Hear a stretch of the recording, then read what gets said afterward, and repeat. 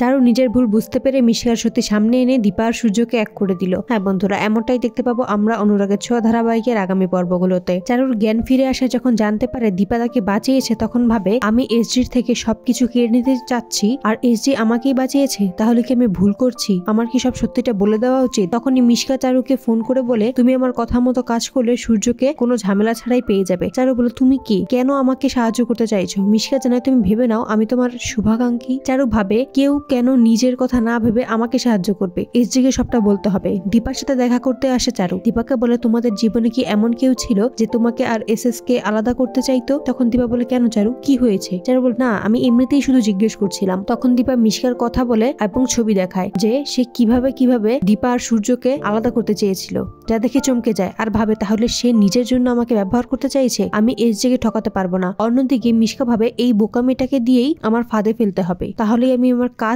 শেষ করতে পারবো, তারপর ওকে আমি সোজা উপরে পাঠিয়ে দেবো। চারু দীপাকে বলে এসজি তোমার এসএস কে তুমি তোমার কাছেই রাখো এবং সকল কিছু খুলে বলে যে মিশকাই সেই দিন এঙ্গেজমেন্টের পার্টিতে দীপাকে ফাঁসিয়েছে। নিজের ভুল বুঝতে পেরে দীপাকে সূর্যের কাছে ফিরিয়ে দেয় চারু। তো বন্ধুরা, সকল সিরিয়ালের সকল আপডেট আগে পেতে আমাদের চ্যানেলটি সাবস্ক্রাইব করে পাশে থাকুন। ধন্যবাদ।